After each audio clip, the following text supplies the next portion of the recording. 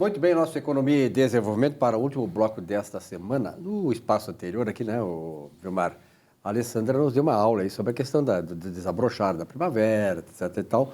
Vamos ver agora se nosso parceiro de programa aqui está desabrochando. Está desabrochando também, Professor né? Saul.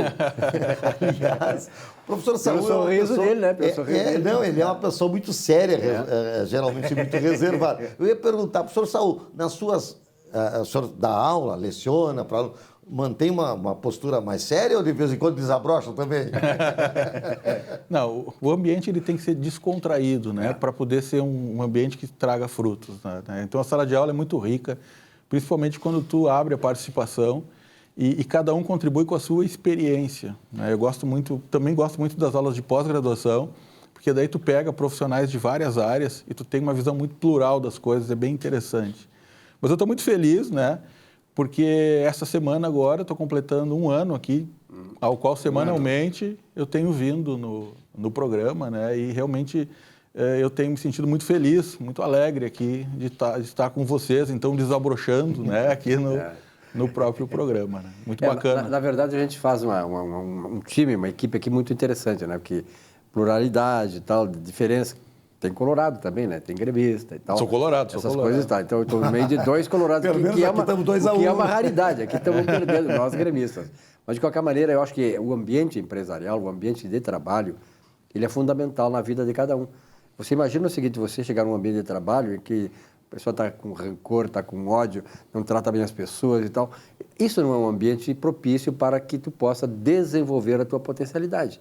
E o que nós fazemos aqui, né, professor, e o senhor veio enriquecer, né, Vilmar? Enriqueceu muito este ambiente, é exatamente a descontração, o respeito, né, o tratar bem as pessoas, que isso é fundamental. Quem não trata bem as pessoas vai ser maltratado também. É aquela história do tu faz, tu paga. O que tu vai colher foi o que tu plantou.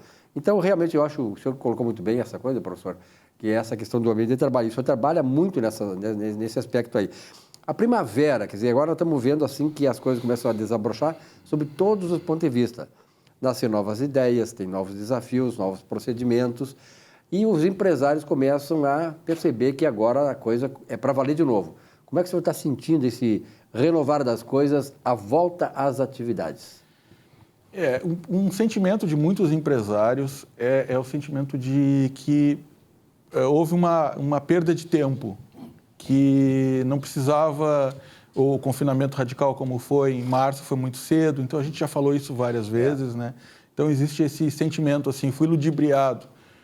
E falam também agora em épocas de campanha, parece que não tem Covid, né? Então existe essa fala, mas são falas isoladas, em coros de algumas associações e tudo mais que a gente participa, que a gente acaba escutando. Então existe esse sentimento.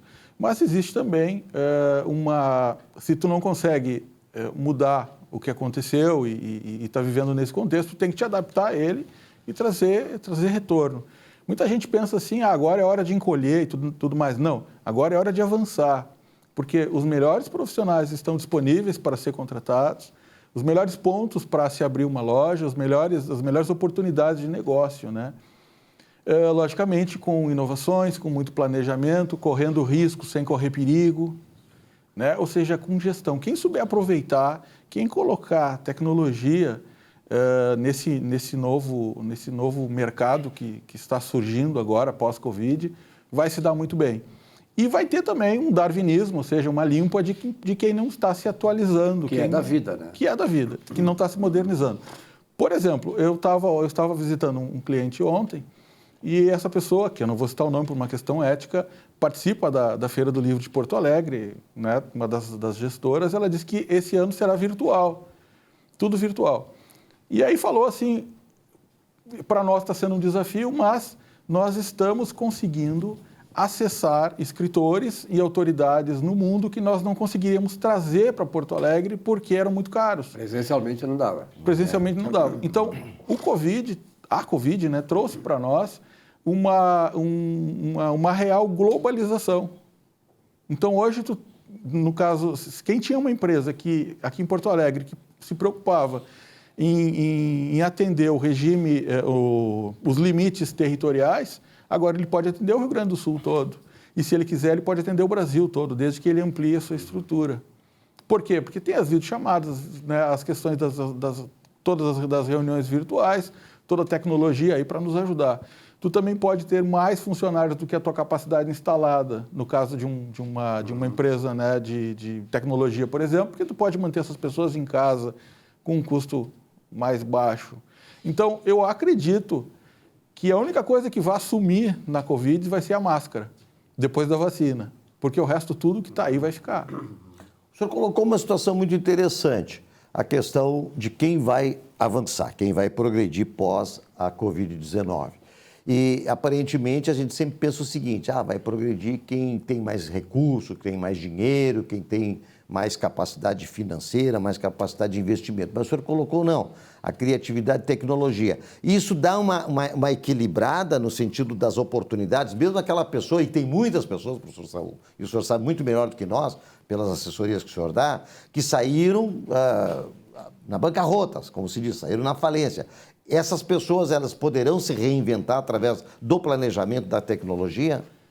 E da vontade, né, Vilmar? Porque Perfeito. Também tem a questão da vontade, né? Então, assim, tem que romper algumas barreiras. Tem um livro da década de 80, Quem Mexeu no Meu Queijo, né? Ele está muito atual. É verdade. Porque, assim, aquele mercado, aquela situação, ela não vai voltar. Então, não adianta ficar esperando, vai ter a retomada, eu vou retomar meus negócios e tudo vai continuar. Não, aquela situação passou. O século XX, a gente, era uma situação assim, ó, quem nascia, ou tu era comunista ou tu era capitalista, né? A única coisa que não mudou na polaridade é ser colorado gremista, que isso a gente não pode mudar, né? Mas assim, até as questões do sexo, ou tu era pobre ou tu era rico. Exatamente. Então, diziam que tu tinha duas maneiras de ser rico na vida. Ou tu nascia numa família rica ou tu casava com alguém rico. Lembra? Isso era uma frase muito recorrente no século XX. Casar com um fazendeiro, uma fazendeira.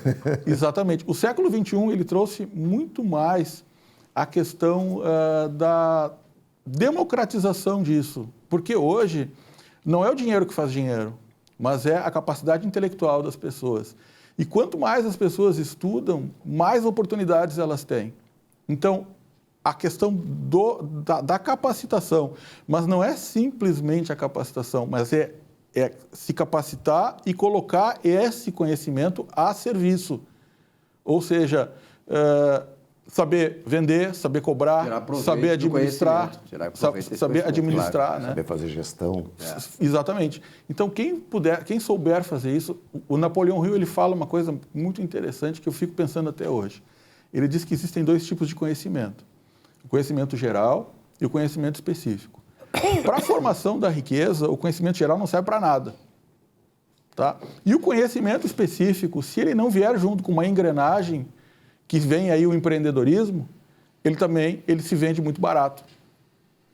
Né? Então, é barato tu contratar um advogado para trabalhar para a tua empresa, um contador para trabalhar para a tua empresa, um médico para trabalhar para a tua empresa, qualquer profissional, um administrador, todos eles. Agora, onde é que está a riqueza? É tu pegar essa inteligência e dar dinheiro.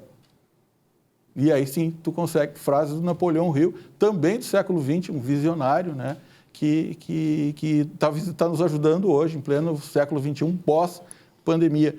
E é importante frisar o pós-pandemia, porque o mundo era um até março desse ano, e hoje o mundo é outro, totalmente diferente. Como é que os empresários estão tratando essa questão? Assim, tu trabalha aqui na região metropolitana, né? Por exemplo, assim, a consultoria, a palestra, porque este é o grande momento, né, de que os trabalhadores, o trabalhador médio e tal, precisa despertar para essas novas realidades. Olha, quem vive o dia a dia do seu negócio, naquele olhar gaúcho aqui, né, o olho do boi, que é o olho do dono é que engorda o boi, né? Naquele olhar gaúcho, quem vive o seu negócio está se dando conta disso, está avançando. Tu falaste uma coisa bem interessante, tá? Antes do Covid, a gente atendia muito a região metropolitana. Agora a gente está com 2 projetos em Belo Horizonte e 3 projetos em Chapecó, Santa Catarina. Ou seja, acabaram-se as fronteiras né? E as reuniões são muito mais ágeis, porque eu não preciso pegar o meu carro, me deslocar até determinado, certo? Aí vai lá, marca uma reunião, faz a conversa, depois volta. Ali não, tu bota, eu gosto muito, fazendo propaganda, eu gosto muito do Google Meet, tu vai ali, já programa, manda o invite, a pessoa recebe, na data tal, ela acessa ali e já conversa. E tu consegue fazer 7, 8 reuniões por dia, né? Tenho feito isso, alinhamentos com a minha equipe de trabalho também de maneira virtual. Então, se tem um compromisso, não tem por que ele não ir na reunião, isso é uma coisa interessante, né? Porque ele sai, pega o celular dele, vai lá e participa da reunião, 15, 20 minutos, volta e dá o parecer dele e volta. Então, tudo isso, e eu fico impressionado que há 180 dias não era assim. Não era assim, né? Então, tudo isso acabou abrindo muitas frentes de oportunidades. Saul, na tua avaliação, claro que tem muitas coisas que a gente não tem capacidade de abordar aqui porque o tempo não permite isso, mas qual foi o principal ou os principais legados? Tu falaste mesmo a questão da fronteira, né? Que hoje não existem fronteiras. Elas não existem mais para o bem e para o mal, porque o mal, a pandemia chegou aqui por causa da globalização, da integração mundial, né? Mas para o bem também, quer dizer, acabaram essas fronteiras, essa restrição física, geográfica, né? Para esse tipo de trabalho também, né? Quer dizer, hoje tu está internacionalmente ligado.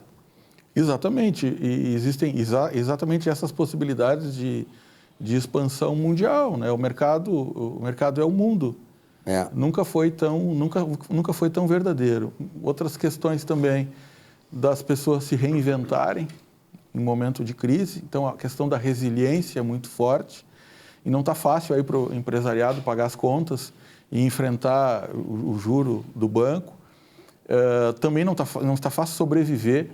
Eu estava pensando, a gente somos poucas pessoas em casa e eu comprei lá 5 quilos de arroz. Aqueles 5 quilos de arroz que eu comprei, eu paguei R$10. Agora tu vai ver, está 25. Mas assim, são 5 quilos, ou seja, o que faz isso? 1 mês e meio? Né? Então, está muito difícil sobreviver, está muito difícil avançar, pagar as contas, manter os compromissos. 2021 vem aí muito forte na questão de, nós negociamos o aluguel, nós fizemos reduções, agora está na hora de retomar os preços e tudo mais. E aí como fica, né, o empresariado agora nessa fase de retomada, onde o capital de giro foi embora, precisa trabalhar. Eu tenho clientes meus que pegaram financiamentos do BNDES com carência, mas a carência termina, estão apavorados, estão trabalhando, criando novos produtos. Isso vai refletir muito nesse final de ano, que vai ser um final de ano diferente. Professor, saindo um pouquinho do tecnicismo, né, e indo para a área política, como é que o senhor vê a contribuição dos governos, vamos falar de todos os governos, municipais, os governos estaduais, o governo federal, nesse aspecto, principalmente a questão dos tributos. Reforma tributária, por exemplo, nós tivemos aqui uma apresentação de projeto que foi retirado, né, recentemente em função da não aceitabilidade pela Assembleia Legislativa. Mas temos outra reforma tributária em nível federal. O senhor acha que isso aí está realmente acompanhando essa necessidade, que é importante para o empresariado, para a retomada da economia, ou está sendo um entrave? Teria que haver um melhor, vamos dizer assim, procedimento de ajuda, né? Embora o governo tenha ajudado, mas de qualquer forma, é como o senhor disse, chega um ponto que a carência acabou, a curva ainda está em ascendência, sabe-se lá que tipo de inclinação, mas os compromissos vêm de uma vez só. Os governos em si estão ajudando, deveriam ajudar mais? Vilmar, assim, eu sou um crítico ferrenho com esse modelo que foi implantado no Brasil, onde nós tivemos que nos isolar, e isso trouxe muito mais mortes de empresas e, consequentemente, de pessoas do que a própria doença em si. E eu sempre falo, né, foi uma visão atomística do problema e não foi uma visão holística, ou seja, não se olhou o todo. Isso mostrou um despreparo muito grande. Com relação às reformas, tá? Eu sempre falo assim que a gente não pode ser inocente, né? O que está vindo da reforma aqui do Estado é uma forma de adequar o orçamento, que também já vinha ruim, imagina agora, depois dessa pandemia toda, né? Mas na questão federal, pessoal fala muito em facilidades, né? Não, nós estamos trabalhando para que as empresas tenham mais facilidade no pagamento de tributos. Na verdade, o que está ocorrendo é uma readequação importante, mas vai ser muito mais fácil para o governo fiscalizar, e aí coloca muito em risco as empresas que ainda se arriscam com sonegação, certo? Porque não vão mais conseguir na reforma que está sendo proposta, e ao mesmo tempo aumenta a necessidade do capital intelectual das empresas, porque cada vez mais as empresas que quiserem prosperar vão ter que se cercar de profissionais competentes para poder sobreviver nesse novo cenário de reformas tributárias que estão vindo. Muito bem. Professor, muito obrigado pela sua presença aqui. Acho importante ter tocado em todos esses assuntos aí. Até semana que vem. Muito obrigado. Para você, telespectador, muito obrigado também pela audiência. Nossa Economia e Desenvolvimento volta na semana que vem. Até lá.